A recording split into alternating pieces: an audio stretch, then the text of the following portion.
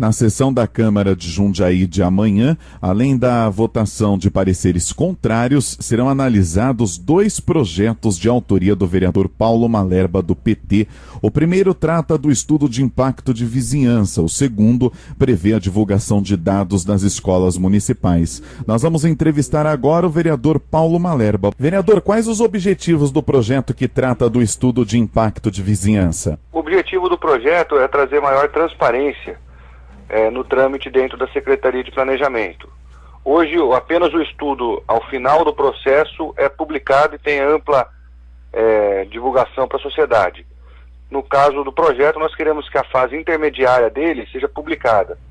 Ou seja, o estudo de impacto de vizinhança serve para que os grandes empreendimentos deem contrapartidas que mitiguem, que reduzam os impactos que trarão para a sociedade. No entanto, quando há uma dispensa, por exemplo, do processo do estudo de impacto de vizinhança, não há divulgação disso no meio do projeto. E nós queremos que isso seja divulgado no Diário Oficial e tenha 15 dias para que qualquer interessado possa entrar com um pedido de análise, de reanálise ou de impugnação. O projeto de transparência nas escolas municipais tem a ver com a qualidade dos serviços prestados, vereador? Sim, de certa forma sim. Nós queremos que seja divulgado, sejam divulgados todos os dados referentes às unidades escolares. Por exemplo, quantidade de professores em cada unidade, quantidade de funcionários, se tem laboratório, se tem quais são as atividades pedagógicas ali desenvolvidas, e isso tudo seja publicado, tanto no portal da transparência na internet, quanto no Diário Oficial. Da mesma forma que o estudo de impacto de vizinhança também. Queremos que saia no Diário Oficial, mas também no portal da transparência pela internet. Estamos entrevistando o vereador Paulo Malerba. Doutor Simão também tem perguntas. A gente tem visto, principalmente nos últimos 20 anos na cidade, que essa contrapartida muitas vezes é deixada de lado. Eu tenho um histórico aqui que numa implantação de um shopping, ele ia fazer 50 metros de rua. Agora, como que o cidadão, ele, sabendo daquele empreendimento, sabendo do prejuízo não só desse munícipe, mas de toda uma região, como que ele pode se manifestar e pedir até uma possível impugnação desse empreendimento? Isso, exatamente. Vamos supor que surja um novo empreendimento ali próximo da sua residência, um prédio, né? Muitas vezes o que nos levou a criar esse projeto? De repente apareceu um prédio novo e nós pensávamos qual foi a contrapartida que esse novo prédio deu para a cidade, né, no sentido de reduzir seus impactos. E aí nós íamos ver e tinha sido dispensado, por exemplo, o estudo de impacto de vizinhança. Não tinha sido previsto nada e ninguém ficava sabendo. Só quando terminava o procedimento é que sabia-se que não teve nada.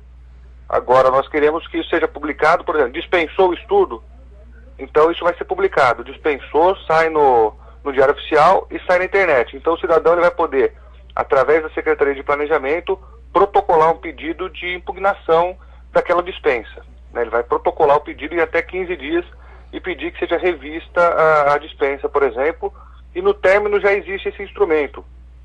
Ou seja, se pediu alguma contrapartida, você pode entrar com um pedido de que essa contrapartida ela é muito pequena perto do impacto, por exemplo, e que deve ser revista. Bom, hoje o Jornal de Jundiaí traz aí, o Jornal de Jundiaí nos bairros, né, toda uma problemática ali da região do Novo Mundo. E mesmo tendo o Trevo como grande enclave, grande travamento da cidade, inúmeros empreendimentos foram liberados para aquela região. Quer dizer, sabendo do Trevo, sabendo do problema diário, o poder público não pediu, se pediu muito pouco ou quase nada, em contrapartida, em detrimento de um prejuízo que uma região da cidade vem tendo pelo menos nos últimos 10 anos. Agora, como resolver este impacto de vizinhança depois de liberado o empreendimento?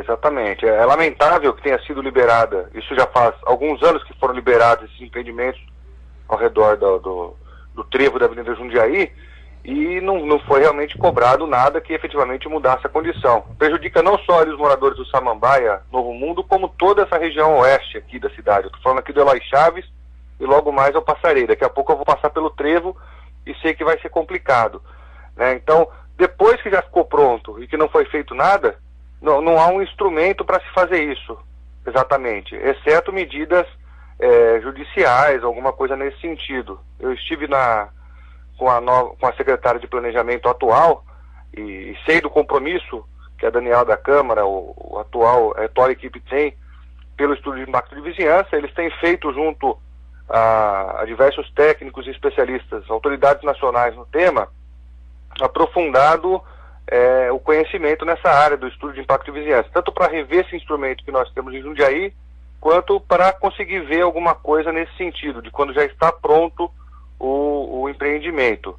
Mas na realidade é muito difícil, depois que já está pronto, conseguir se cobrar alguma coisa do empreendimento. Isso tem que ser visto antes da aprovação, inclusive, né? Não se deve autorizar nada que vai criar um impacto que depois é incalculável ou que ele é irreversível muitas vezes, vai demorar anos para fazer uma obra que consiga resolver aquela situação. Agora, Paulo, a gente tem acompanhado também este shopping que provavelmente vai ser instalado naquela região sem que tenha aí nenhum benefício. Eu só vou recordar aqui que em Campinas o empreendimento dessa envergadura foi obrigado ele a fazer um viaduto sobre a Via Anhanguera. Será que não estaria na hora da prefeitura, enfim, do poder público, peitar um empreendimento desse jeito? A gente sempre debate essa história porque o cara sempre vem com aquela história. Eu vou gerar 4.000 empregos, eu vou gerar não sei quanto aí de aumento da receita do município. Aí boa parte aí dos servidores públicos acabam relevando ou fazendo vistas grossas. Não estaria na hora, antes de começar a colocar qualquer estaca, obrigar este empreendimento que vai causar o caos nessa região, fazer alguma coisa, ou nesses empreendimentos que pretendem subir nessa região, providenciar, por exemplo, um novo viaduto naquela área? Sim, eu acho que já passou da hora, inclusive, né? Não só está na hora, como já passou da hora de se cobrar investimentos. Então, nesse caso, não tem nada construído, não tem nem a fundação está pronta, tem que se tomar todo o cuidado, todas as medidas para que sejam feitas as melhorias necessárias à contrapartida ali, porque senão a situação que nós temos hoje será muito agravada. Então, esse instrumento, o estudo de impacto de vizinhança, o que nós estamos querendo fazer agora com essa lei é justamente aprimorá-lo. Ele é um instrumento importante, considero necessário, mas ele tem que ser ainda mais aprimorado, ter mecanismos de controle social, ou seja, da sociedade ter clareza do que está acontecendo, de quem são os empreendimentos e terem acesso a cobrar essas melhorias, porque não se justifica pelo número de empregos ou pela receita gerada o transtorno, o impacto que vai trazer. É evidente que a cidade quer receber novos empreendimentos, quer ter novas receitas, mais empregos, só que isso não pode acontecer em detrimento da qualidade de vida, do planejamento urbano, né, da preservação ambiental, que são temas muito caros e que quando nós não tomamos os devidos cuidados, os seus prejuízos são de grande dificuldade para reversão. Eu vou usar mais um exemplo bem recente, Paulo. A questão da Rua Tiradentes, na proximidade do Max Shop, está sendo feito ali um grande empreendimento imobiliário que vai trazer, de um lado, o progresso, mas do outro lado, um grande transtorno para os moradores da Rua Tiradentes, principalmente a região ali do Horto Florestal, que vão ter um verdadeiro gargalo para se chegar tanto à Avenida Antônio Frederico Ozanam, quanto na mesma Tiradentes. Já se pensou, por exemplo, de que forma esse empreendimento vai causar um impacto naquela região e qual seria uma contrapartida desse empreendimento para a chegada desses munícipes aí do Horto Florestal na região ali do Max? Ali, no meu entendimento, é incabível um projeto daquele porte dentro de um espaço como aquele perto da Rua Tiradentes, né, que vai prejudicar não só os moradores da região, quanto todos que usam aquela via. Na verdade, o estudo de impacto de vizinhança ele tem que ser feito, tinha que ter sido feito lá atrás, quando você autorizou a obra. Ou seja, a partir do momento que você autorizou, eles já estão construindo, já não tem mais como usar o instrumento, né? Porque ele foi autorizado pela prefeitura, pelo menos há 2 anos atrás, a ser feita aquela obra. Ali no mínimo tinha que duplicar a Avenida Tiradentes, né? Tem que se ver o impacto, porque aquela área tem tem espécie de árvore, tem nascentes, e não caberia, no meu entendimento, um grande empreendimento daquela forma, como foi construído e como tem sido feito ali perto do Maxi Shopping.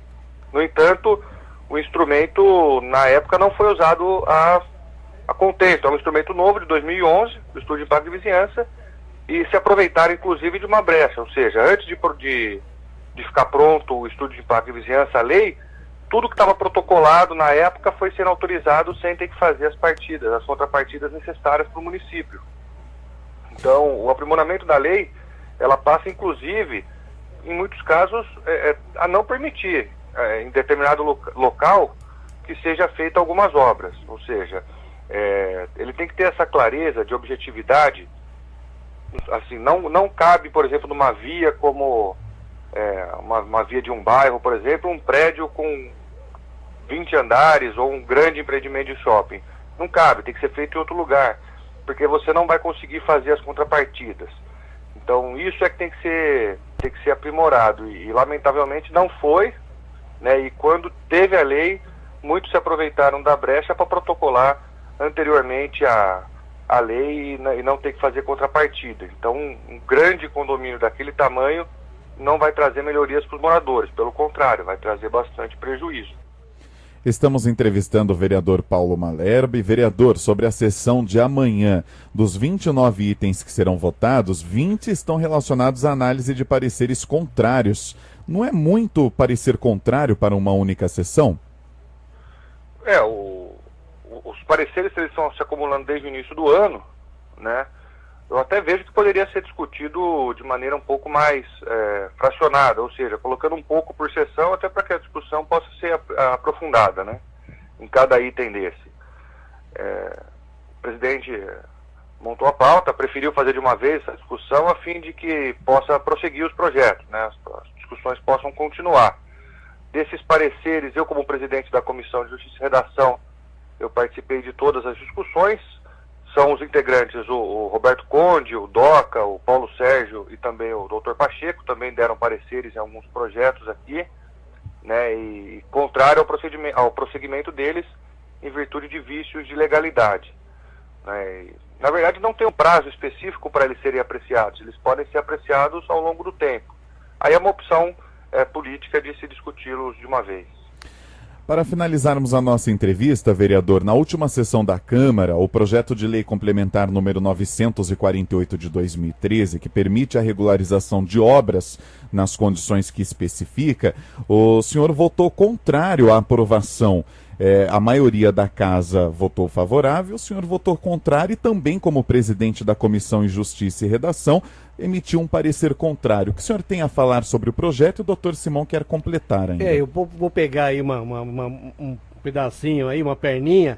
Agora, Malherba, não é muito grande, 350 metros de área construída, isso já é uma mansão. Né? Se a gente vê a média da construção na cidade, você abrir uma regularização para um tamanho de imóvel, e sem falar num imóvel comercial de 350 metros, é uma coisa já de médio e grande porte. Eu concordo que é muito grande. Eu vejo que é uma regularização bastante indistinta, ou seja, se regulariza muita coisa, tanto comercial quanto residencial.